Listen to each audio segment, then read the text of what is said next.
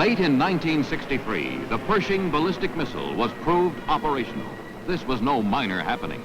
It meant that America's ground forces had a new, farther-reaching, faster-firing, and harder-hitting weapon.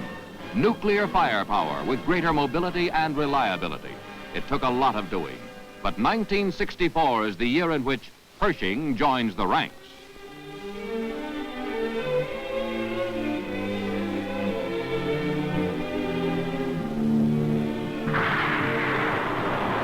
Early 1960. Test firings of the Pershing missile are begun at the Atlantic Missile Range. The Army's Missile Command research and developers faced many problems, but they knew what they wanted, a weapon to replace and outperform the justly famed Redstone, America's first satellite launcher. Before it ever lifted from a firing stand, the new configuration was tested for aerodynamic stability. It would have to fly true for a range of 400 miles and be strong enough to endure the shocks and vibrations of flight at more than a mile a second, carrying a nuclear warhead of awesome power.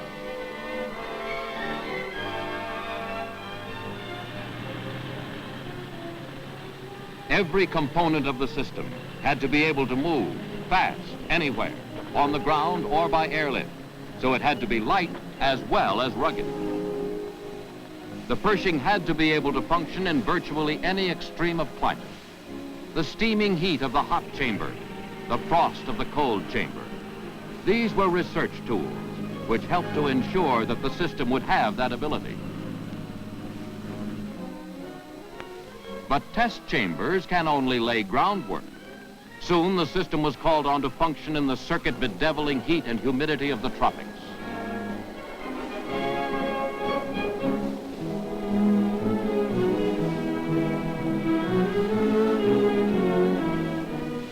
And test sessions in the sub-zero cold of the Arctic proved that Pershing and its ground support equipment comprised a weapon system suited to meet the Army's global defense mission.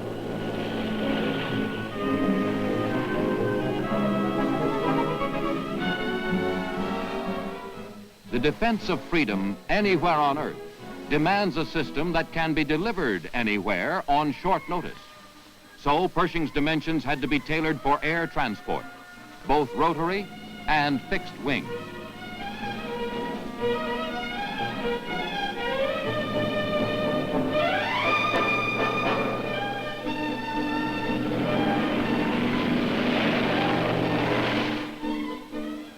During and after completion of the research and development stage, the Army's Test and Evaluation Command engineers ran a wide variety of tests at its 18 installations to determine ruggedness, reliability, ease of operation, immunity to enemy countermeasures. The need was great. The time was limited.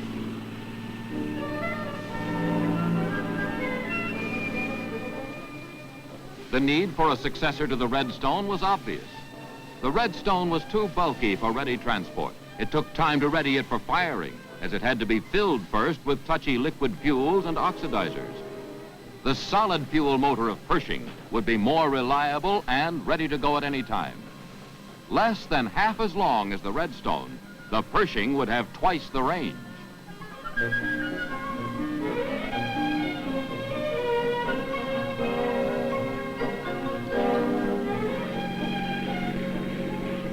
Near the end of the Pershing's research and development phase, men of the 2nd Battalion, 44th Artillery, were called on to fire 3 missiles from Atlantic Missile Range. This was the first time that Army troops had actually fired the Pershing. They used the tactical launch equipment which would be employed in the field. From the beginning, all concerned were conscious of the pressure of time, an urgency born of chronic world crisis and near crisis.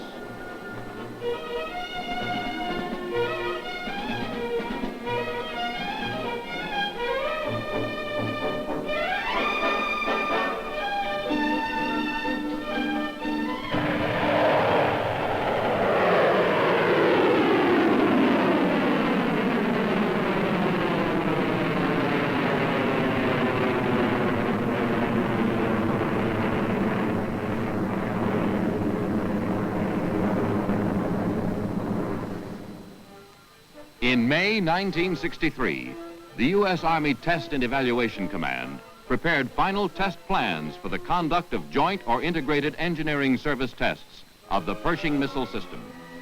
Two subordinate commands of the Test and Evaluation Command would conduct the tests: the U.S. Army Artillery Board, Fort Sill, Oklahoma, and White Sands Missile Range, New Mexico. Working together, the two agencies would telescope time, performing both service and engineering tests with the same series of shots. The 2nd Battalion, 44th Artillery, carried out the actual test operations. It became their job to demonstrate just how well the Pershing could take the kind of punishment it would receive on the battlefield, and how well it could hit back. All of this was in preparation for further operations, including a series of 13 live firings in which missiles would fly from Waco Range, Fort Bliss, Texas, Black Mesa, Utah, and Fort Wingate, New Mexico, to land on White Sands Missile Range. These off-range firings were necessary. No inland range is 400 miles long, and Pershing takes that kind of elbow room. These missiles will land only where we want them. For a full year before the overland shoots, the Army put intensive effort into a public information program to explain the need for them and to make clear the almost total lack of danger from them. The sergeant test will run for a month or so, the Pershing series for several months to a year, and the Air Force...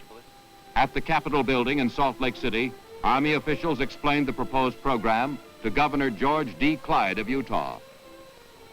And in Santa Fe, capital of neighboring New Mexico, the story was brought to the office of Governor Jack M. Campbell.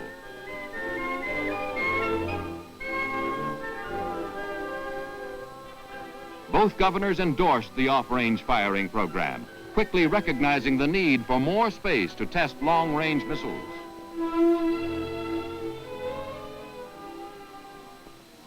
White Sands Missile Range is an ideal impact area. It has the instrumentation to collect the maximum of flight data. Its wide open areas of dry land make it possible to locate and recover missile parts after impact. And its inland location makes it easier to enforce security measures.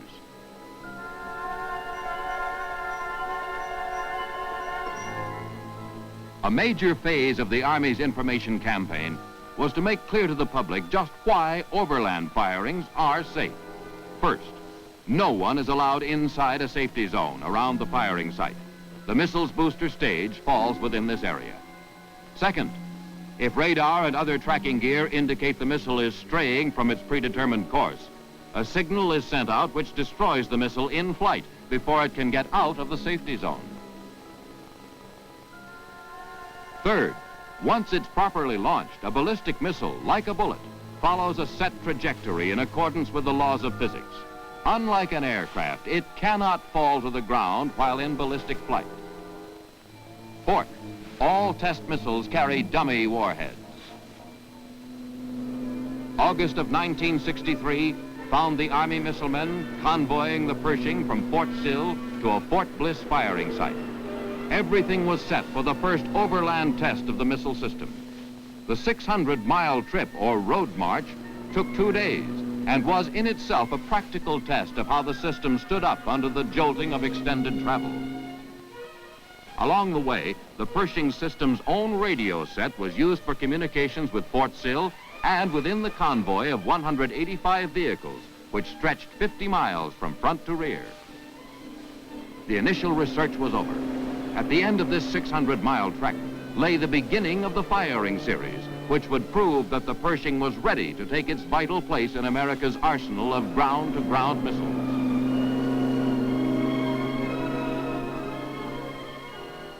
The plan was this. From a firing site 20 miles south of White Sands Missile Range, 2 missiles would be fired at a target inside the range. The trajectory of each missile would cover more than 100 miles. At White Sands, scores of special missile tracking instruments were ready to collect and record for study information on flight performance. The development of these complex and extremely precise instruments, both optical and electronic, was pioneered largely at White Sands itself. They were to save much time and money by cutting down the number of firings needed to collect full information for evaluating missile performance. At the Fort Bliss firing site, south of White Sands, all operations were carried out under near tactical conditions. There were 400 men in the firing and evaluation team, and there was plenty to keep every man busy, for this had to be done against the clock, and it had to be done right. Here, for the first time under field conditions, they were doing the things they had practiced and re-practiced for so long.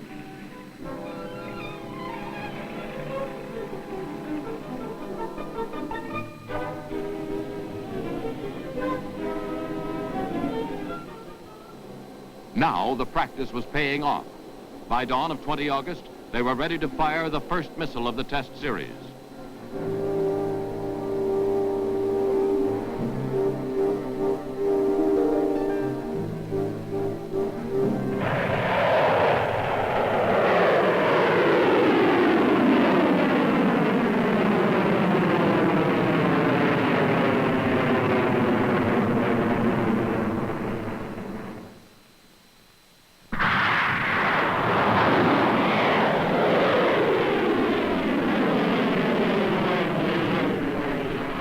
A few days later, the second missile flew its precise 100-mile arc to land right on target inside the White Sands range.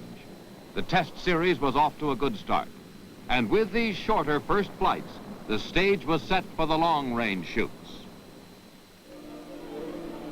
Soon, the troops were on their way to the Black Mesa firing site near Blanding, Utah.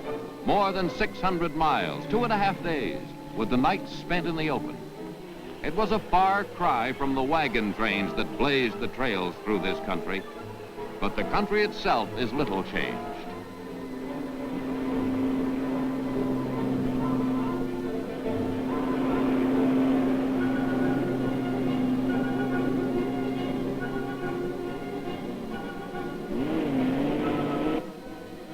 When the convoy reached Blanding, Utah, the local citizens turned out to catch the excitement. They hadn't seen so many strangers since the last deer hunting season.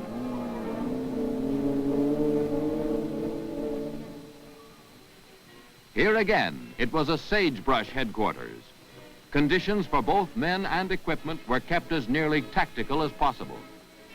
What with the long road march, establishing the site, and setting up the system against the clock, at least one common combat condition, physical weariness, was shared by all.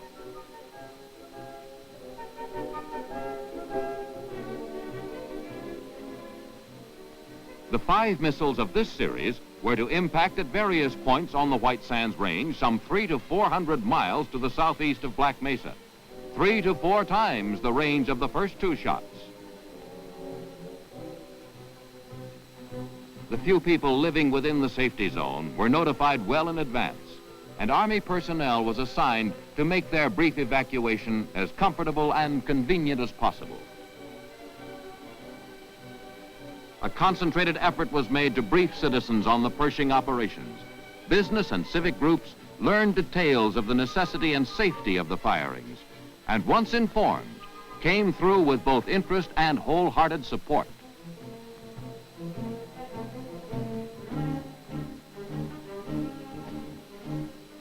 For some Indian groups, the briefing was presented in their native tongue.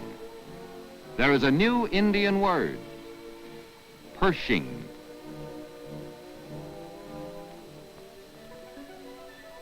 Meanwhile, the program went forward. This man is a flight safety officer, the man directly responsible for the public safety during the missile flights. This radar plotting board is a basic tool of his trade. As the Pershing hurtles through space, pens will trace its course and show where it would hit if the button were pressed to destroy it in flight. Both high-precision tracking radar and a Doppler system follow every move of the speeding missile. Far away at White Sands Missile Range, this electronic brain receives and analyzes data from the tracking gear and instantly feeds signals back to the plotting board, which you just saw at the firing site. 24 September 1963. Soon the first of the 5 long-range shots will be triggered from Black Mesa. For the first time, a Pershing would be fired overland at a target more than 300 miles away.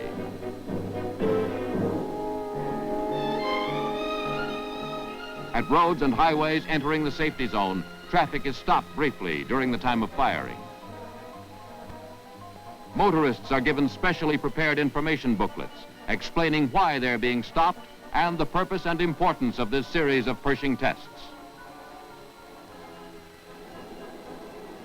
Under tactical conditions, there is no countdown blaring from loudspeaker systems. All communications are done in quiet, unhurried tones by team members wearing earphone sets. Maximum silence is the rule, just as in combat. At White Sands, the missile tracking instruments are manned and ready. The Army provides a viewing stand for visitors, including members of the press from all over the nation.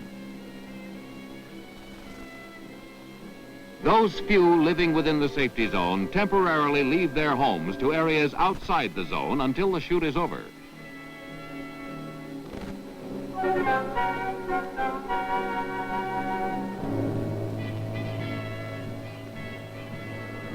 In addition, shortly before firing, a thorough search of the safety zone is made, making sure that no one has been overlooked. Finally,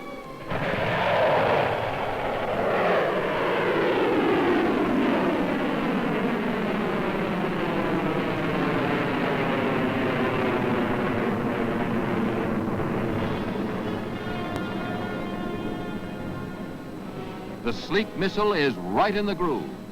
The safety officer will have no need for his destruct button today.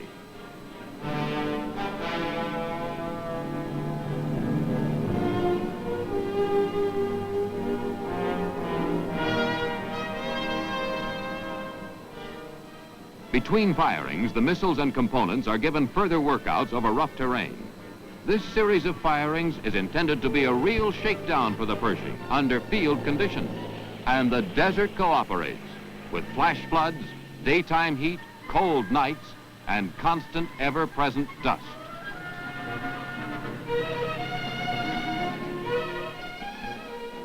The longest firing in this series of shoots was approximately 400 miles. It was on September 27, 1963, that the last of the 5 missiles was fired from Black Mesa by the men of the 2nd Battalion, 44th Artillery.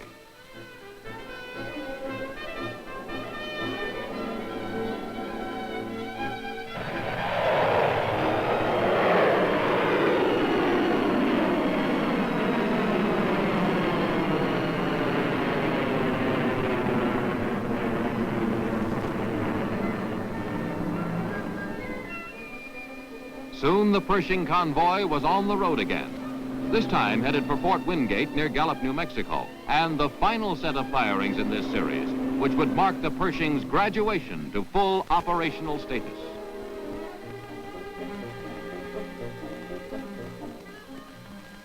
As during the other road marches, the convoy was virtually self-sufficient, carrying its own fuel, food, and water.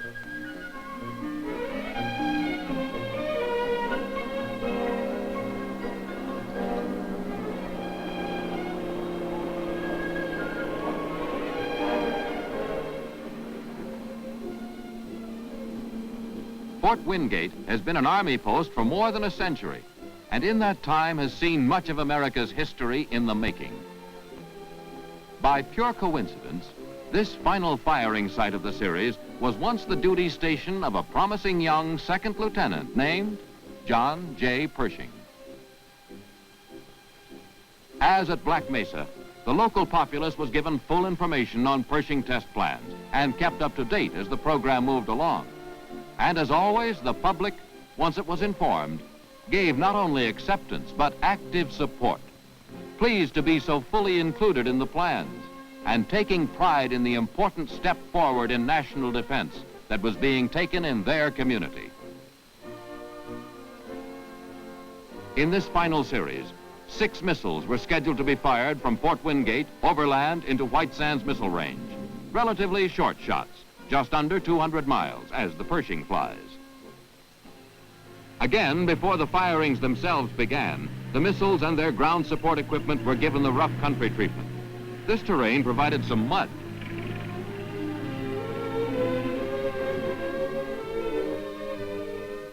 Then the system was assembled, checked out, and mock fired. Step by step, the needed experience and technical data were piling up.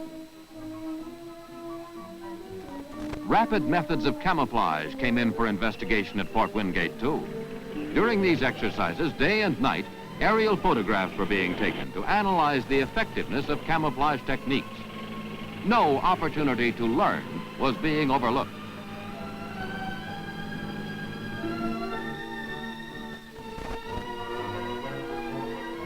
The missile men continued to work and live under near tactical conditions, and morale stayed high, as it had from the start of the program. The high morale factor was not surprising.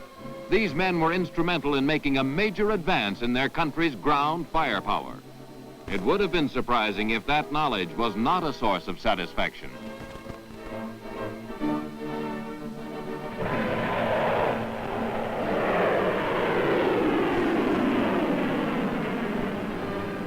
During October, 5 missiles were successfully fired from Fort Wingate, winding up the test program. In November, 4 more Pershing missiles were fired by the 4th Battalion, 41st Artillery, as they completed Pershing training.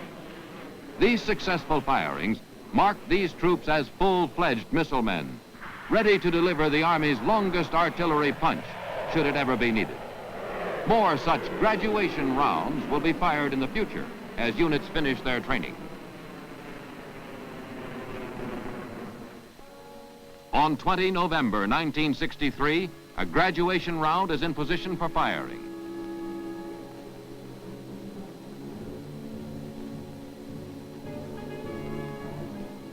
At a high vantage point, members of the press jammed the viewing stands to witness the big event. They received a detailed briefing and demonstration of each of the components of the Pershing missile system. This included a demonstration missile and launcher, so that they could see at close range what was being done at the distant launch site. Near the launch site, powerful radars brought from White Sands search the skies to make sure that aircraft are kept clear of the missile's flight path. Also from White Sands and ready to go into action are mobile radars of highest precision, especially designed to gather detailed missile position data. At White Sands itself, other equipment is ready and waiting to track the incoming missile right down to impact.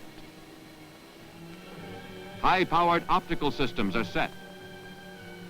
Long-range electronic systems are prepared to record every detail of the missile's position and behavior during flight.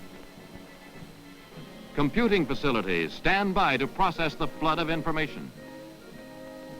Wind speed and direction at high altitude are checked repeatedly. Meanwhile, Army teams comb the areas which immediately surround the safety zone, making sure that campers, hunters, and others who may have come from other parts of the country are aware that the overland firing is soon to take place.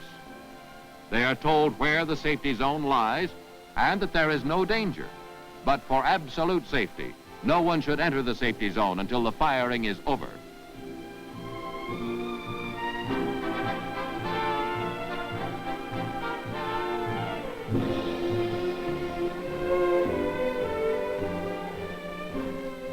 As the big moment approaches, the White Sands Range Control Center coordinates all aspects of the far-flung test activities. Information on the status of each of the many operations is received.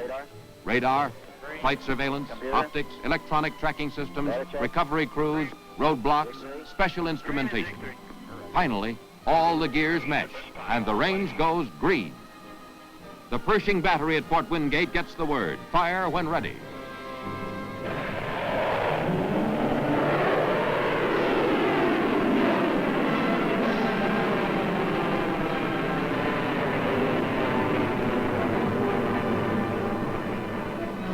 Throughout Pershing's flight, thousands of electronic sensors probe, search out, and record every function, inside and out.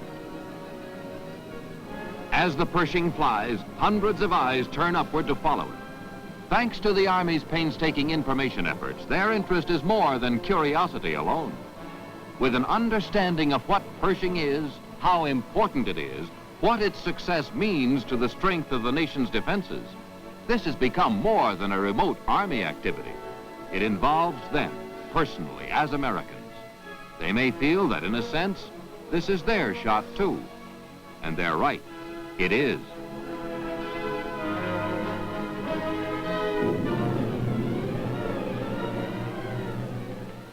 Members of the press moved quickly to file their stories. The United States Army has a new, faster, longer punch in its ground-to-ground missile arsenal. It was needed. It has been produced. It is ready. The recovered parts will be studied in the labs at White Sands to yield evidence of what happened during flight. Such evaluation, examination, endless probing cannot end, because still better weapons of tomorrow will be based on what this kind of searching may reveal.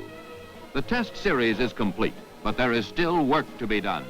At the impact site, experienced recovery crews sift yards of earth to make sure that every fragment of the dummy warhead is retrieved. For every split second of flight, thousands of bits of information have been recorded.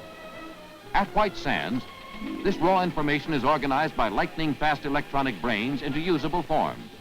This, too, will form the basis of improvements in the present weapons system and development of systems of the future.